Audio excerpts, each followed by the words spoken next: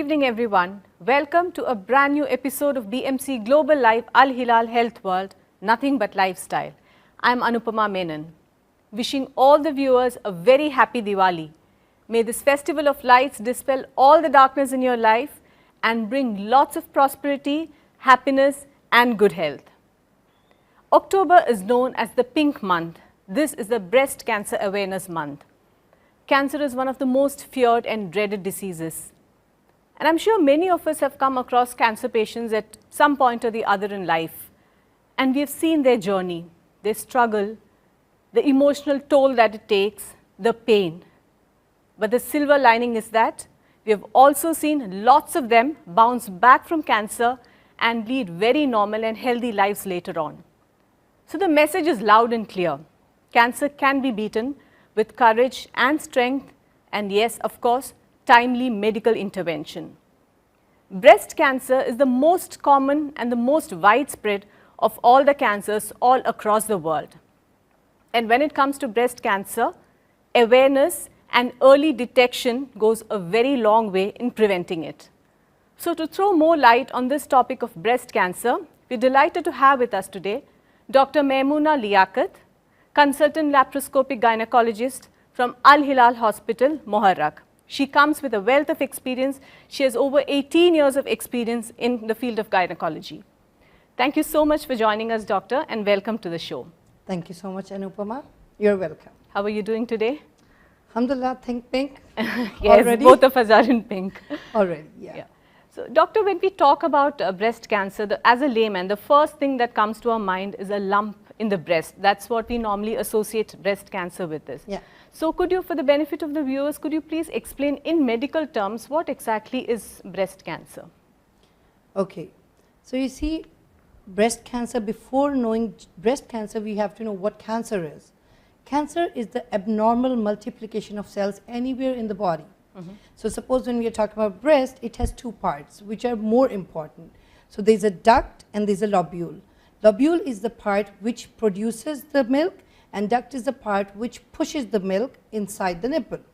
So, usually the breast cancer, when they start happening, usually they can start either in the duct or the lobule. What happens is any cell, any normal cell can suddenly start going, bizarre, going crazy and start multiplying irregularly. When it's only multiplied there in the duct, we call it the ductal carcinoma. When it multiplies in the lobule, we call it the lobular carcinoma. So this is how medically we differentiate that what is a cancer, multiplication of the normal cells into abnormal, and then it continues to grow, and there are different stages which later on come in scene when you feel the lump. Okay. So it's not necessary to have a lump to be having a breast cancer. It can be without any lump, just some abnormal cells sitting there. Okay, so it can be asymptomatic also. Yes, yes. Okay, so what are the basic signs and symptoms? What are the red flags that ladies should look out for when it comes to breast cancer? So the biggest red flag is you're a lady. Being a woman is your highest risk of having a cancer. So it doesn't mean that men are safe. Like 1% of men also have to be worried. Oh, is it? Yeah, men 1% of men do end up with breast cancer as well. Okay. But being female and growing old is the risk factor itself. Now, when you talk about the red signs and the symptoms, normal women usually, when she's experiencing menstruation, should be careful about any sort of pain in breast. If she's doing regular examination, if she knows her breast, then if she finds something which is not normal like before, then that's alarming.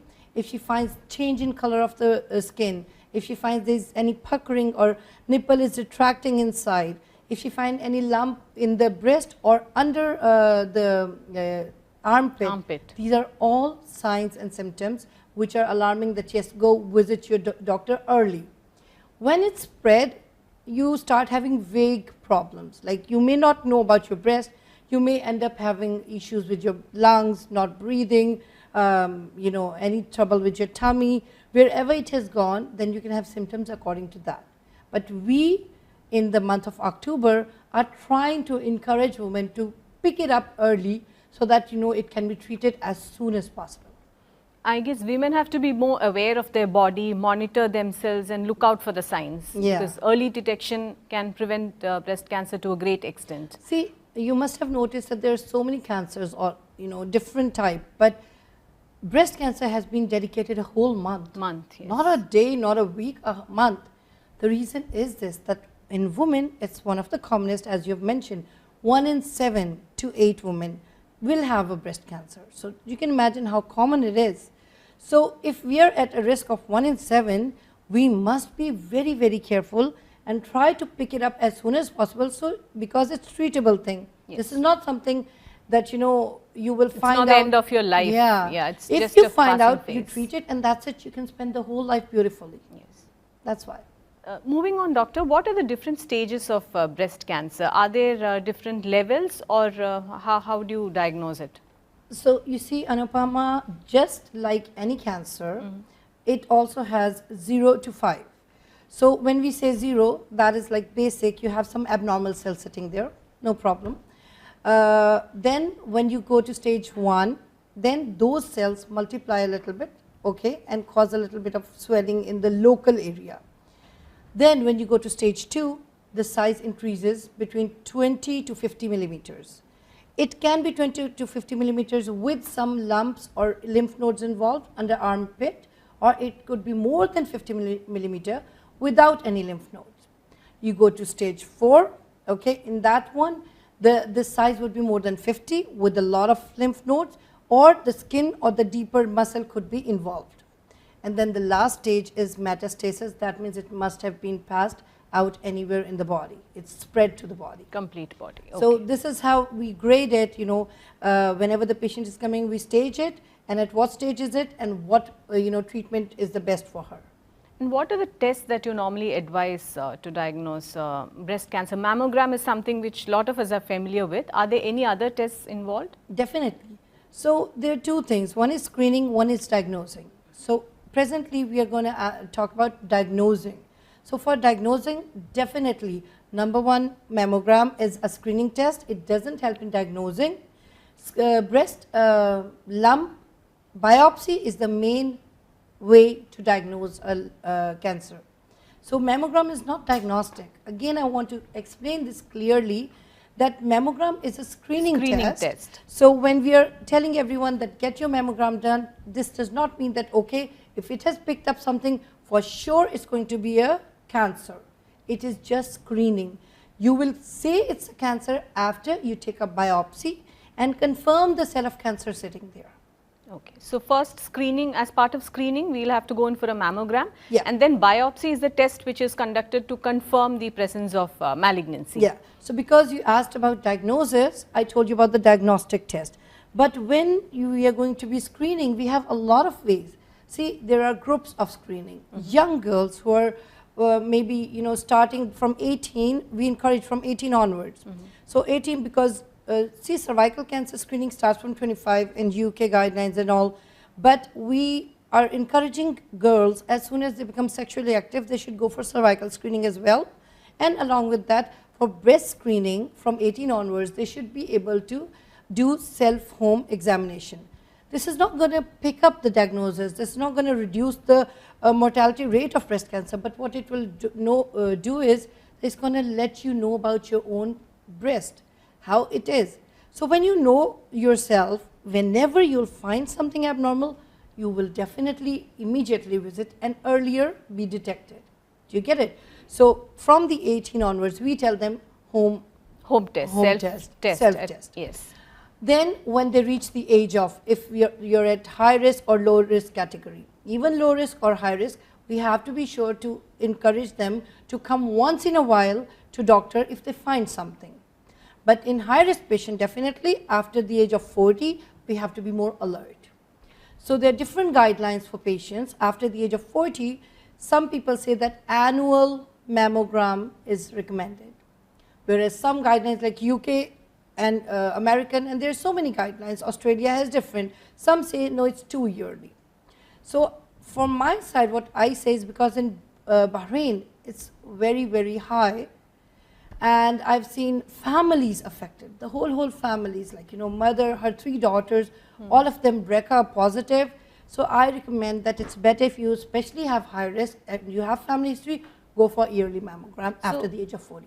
So is this hereditary, is it passed on, the genes passed on from the mother to the daughter, and if somebody in your family has breast cancer, does that mean that you have a higher chance of contracting it some point or the other? See, interestingly, this is like, fear factor for people. People Yes. think that, oh, because there's a cancer in family.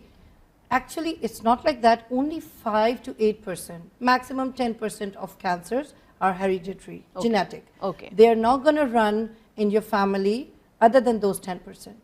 So, for example, if in your family you have more than 2 people, and their first degree contacts, like, your mother, your sister, the first degree, then yes, definitely you have to be high alert and get yourself examined as a screening for BRCA genes.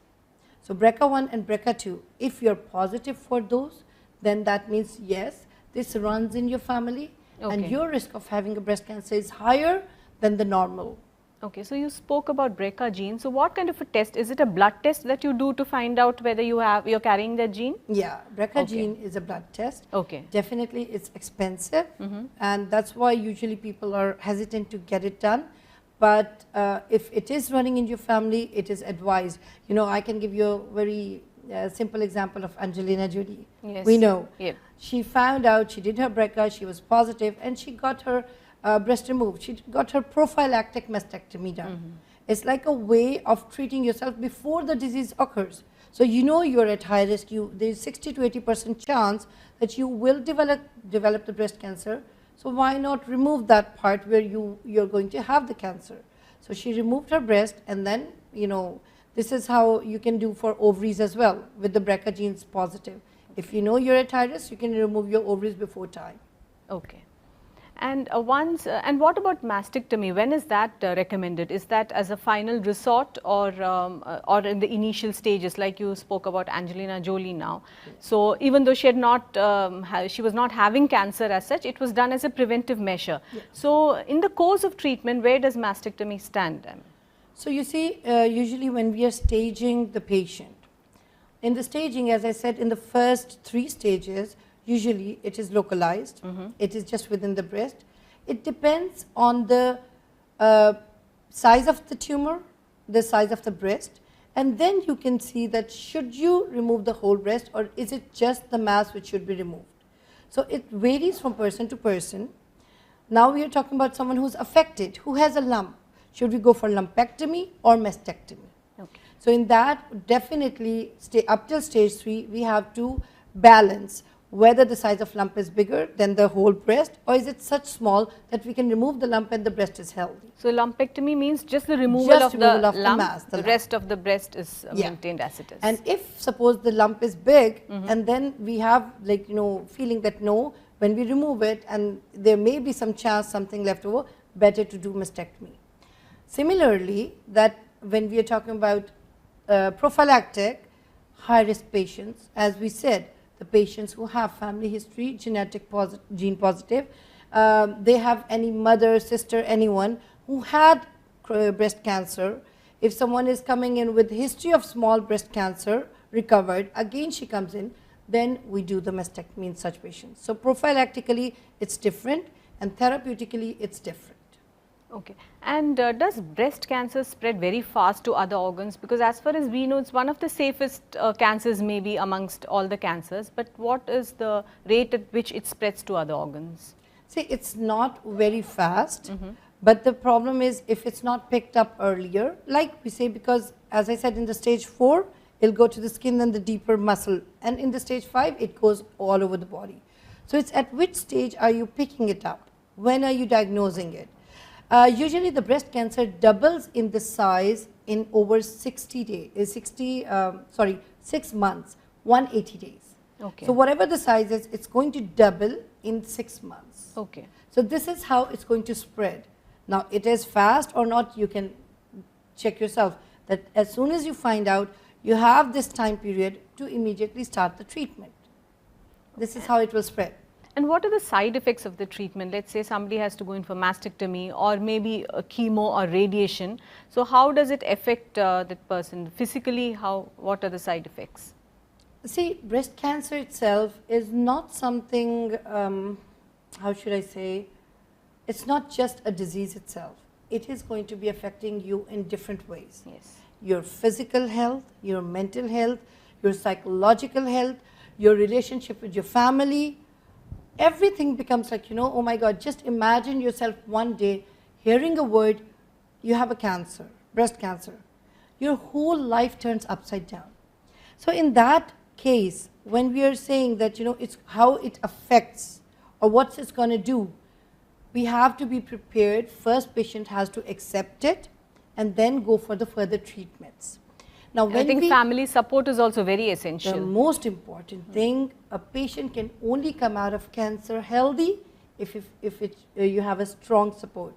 And not just family, your work support, your friends support, your kids support. Yes. My God, I cannot emphasize on this fact that any patient suffering from cancer can be saved by your kindness towards them, your support to them.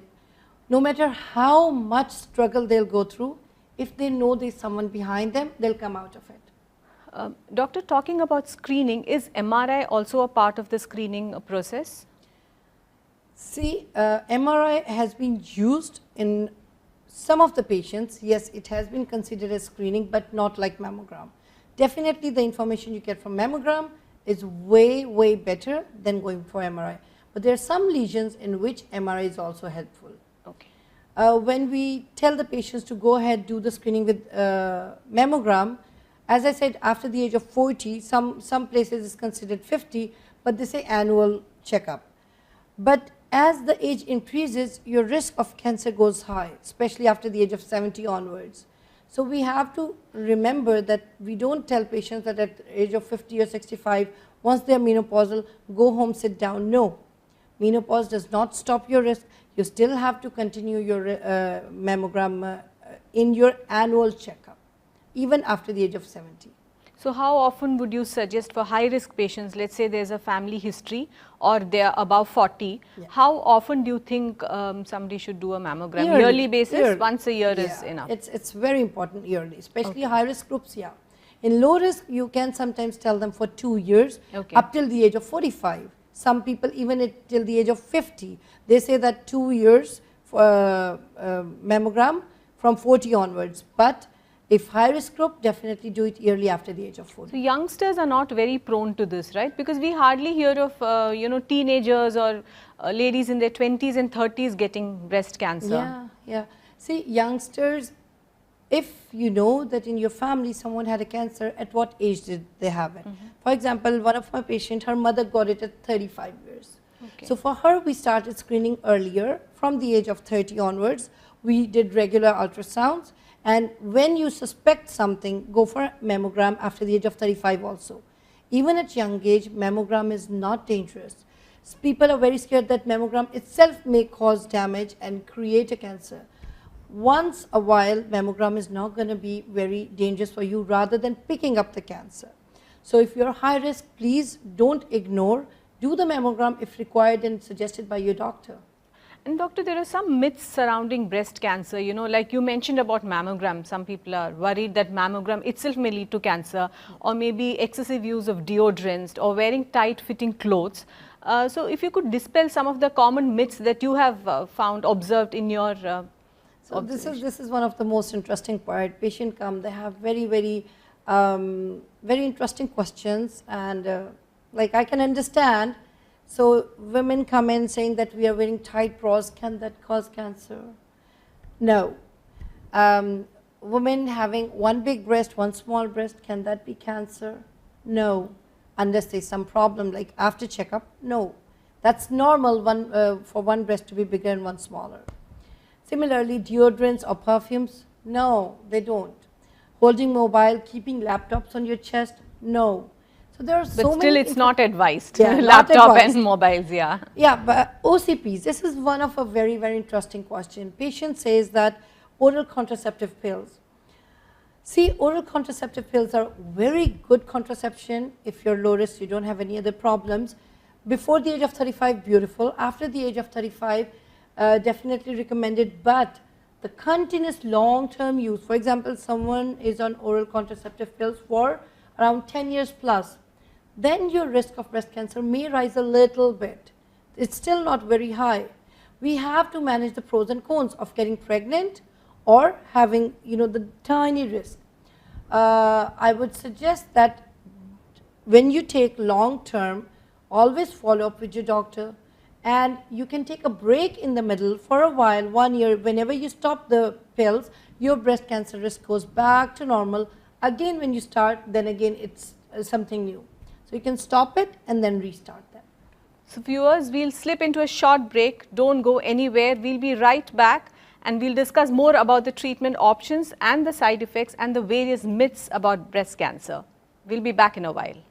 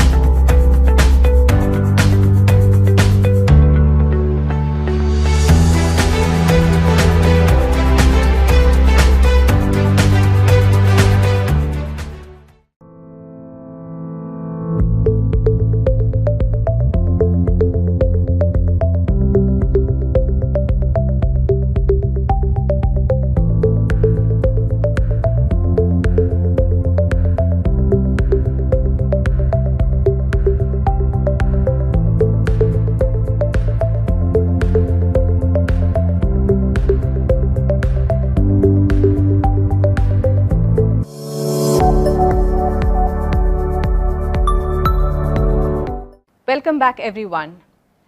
Doctor, moving further, could you please tell the viewers about the various treatment options available for breast cancer? Okay. So once patient is diagnosed and she accepts and understands, according to her staging, we give her the options of treatment. The treatment is definitely, if there is a lump and it's localized, we do a lumpectomy. If it's a bigger lump, but still contained in the breast itself, then we ask for a surgical treatment with mastectomy. And some patients, if they have advanced cancer, then for them chemotherapy and radiotherapy is more of benefit. So any patient having any sort of breast cancer according to the stage will be treated. Any patient with early breast cancer will be given at least 3 to 6 months of chemo. So if it's stage 1, 2, 3, 3 to 6 is more than enough with chemo. But suppose if patient has more advanced cancer, then the chemo may have to go more than 6 months onwards according to patient. So doctor, chemo is a very scary word. When we think of chemo, the first thing that comes to our minds is loss of hair and vomiting. It can be a very emotionally trying process. Yeah. So does this happen to all the patients? And what are the normal side effects of chemo treatment, chemo and radiation? So as you said that it is a scary thing, definitely when patients just hear the word chemo, the first thing which comes to their mind is the hair loss. Hair loss, yes. Yes, definitely. Most of the chemo drugs have this side effect. They don't only affect on the cancer cells, they start affecting your normal cells as well. So all the normal cells also start dying for the time being when you're on chemo. They can affect your blood cells, you can end up having a lot of sore throats, you can end up having a lot of infections, bleeds, hair loss, loose motions. All of these are side effects of chemo. But then again, it's according to the immunity of patient as well, and the stage of patient, and the dose being given. So we cannot say which patient will have more side effect, who will respond better, but we have to prepare them that these are common side effects, these things can happen in you. So, honesty is the best policy. I guess that we should always be honest with our patients, especially in cases when we are going ahead and proceeding with such invasive, chemotherapy or radiotherapy or procedures like this. So it's better that the patient knows exactly what to expect. The awareness because is important. Once you can imagine ourselves, when we accept something, we don't complain much. It's easier to deal with it. It's easier. Yes. But when you're not prepared and this happens, most of the patient will stop in the middle. They won't be able to complete their sessions. So when they know, okay, they have to go through this, it may be a long procedure, may be very, difficult for them, but they have the support of family. They have people with them, taking their back. And any cancer can be beaten with a positive thinking. If you are looking at it, yes, I will come out of it, you will come out of it. But if you are in the beginning, oh, it's a cancer, no one survives, no one, your body also starts losing its immunity. Indirectly, somehow it affects you, and your response to medicine becomes slower. So the positive thinking is very, very important for any patient. When they're in cancer, they have to know that they will be okay, they can survive with the worst condition also. Breast cancer is something very lovely, because if it is local and you remove it, the survival rate is like 85%. And if suppose there was just a small lump, you remove the whole of it, then it's 99%. So it's not very bad. But even with advanced stage, we do not tell patients to lose hope that, definitely, after metastasis, there is no chance. No, chemo and radio can do miracles. There are so many drugs which can, the cancer cells start dying themselves inside. So we keep our hopes up. We give the patient hope, positive approach, giving them all honest answers, and hopefully they should be making the day, the month, bounce back to life. A normal life. Yeah. Normal, healthy life may be much better than before as well. Yes. And you have seen that cancer survivors, they are no more scared of anything. Yes. Because they've been through so much, so they're so ready strong. to face They come anything out in life. Stronger. Yes. And they give us hope more. Like, I've talked to them, I've taken the interviews. I cannot tell you that how, passionate now they are about their life, whatever they're doing in life, because it's like they got another chance and they don't want to waste it. So they know how to live life to the fullest after a cancer treatment. So doctor, what are the risk factors associated with breast cancer? In risk factors, there are very, very important things a woman should know, that any condition in which your estrogen levels go high are going to be causing your breast cancers. Now, which are the condition in which you have? Any patient who's obese, because the extra fat cells, they produce estrogen, and they again multiply the lining of your womb and your breast. Again, a woman who starts her periods at a young age and finishes them at a late age, that means she had more periods, that means she had more estrogen during her life. Any patient who is infertile, that means she did not get baby. When you don't get pregnant, because in pregnancy you have 9 months of no periods, but when you don't get pregnant, obviously you are having more hormones exposure, more estrogen. Again, any patient who's not breastfeeding, because breastfeeding again protects you from estrogen. You don't get your periods regular, so during that time again your exposure to estrogen goes low. So all these conditions, not all the cancers are related to estrogen, but most of them are hormone based. So any patients with all these risk factors are more at risk for having breast cancers. Again, when we talk about OCPs, oral contraceptive pills, definitely they have estrogen in it. If you stay long term on it, then maybe your tiny risk may go up. But it doesn't mean that you don't take risk OCPs just considering, no, it can increase breast cancer. No. Breast cancer is increased if you use it for maybe 10, 15 years, continuous OCPs. So no problem. And then again, then are the things which are secondary, like we talked about genetic, which is only 5 to 10% of cases, lifestyle, sedentary lifestyle. You spoke about obesity just now, so is it also linked to your lifestyle habits? Definitely. Sedentary lifestyle. And definitely. What about the diet, your diet intake, junk food, does it contribute towards breast cancer? When we are encouraging patients to prevent breast cancer, what are we telling patients? All these factors, sitting, not working out, gaining weight, obviously when you're not going to be active, you'll gain weight, smoking, and alcohol directly, and high intake of caffeine. All these are the things in your routine which are going to affect you. So how do we prevent them? Comes the part, okay, What are the things we can do at home? So you need to know your risk factor. I need to know my risk factor. Suppose I'm overweight, I need to cut down on my weight. How do we do that? Anyone working out for 30 minutes a day, 30 minutes walk, brisk walk, can reduce your risk of breast cancer 40% down. That's a very, very amazing result. Yes. So even if you can't do 30 minutes, 11 minutes walk, every day brisk walk, 11 minutes can reduce 18% of your risk of breast cancer. So exercise is very important. Very important. Coming to your diet. So definitely this is an era of, fast food. And unfortunately, if you see that the way they bring in, how do you get these beautiful chickens every day? Do you see these, when you go to buy the chunky pieces, they're not beautiful because they're organic. They're beautiful because they have been injected with hormones. To grow fast. Okay. Because they need to bring it out. So all the product we are eating is not organic or healthy. The reason for young girls having early puberty, you have seen young girls having breast ending up with very early puberty periods. This is all because of our food habits. Next, coming to, so when we try to switch to food habits, please, organic foods. If you can get a chicken in your home, get eggs made in the home. Okay. Perfect. That's the only way I think organic is possible. Yes. Then after that, when you're eating food, try to avoid red meat a lot.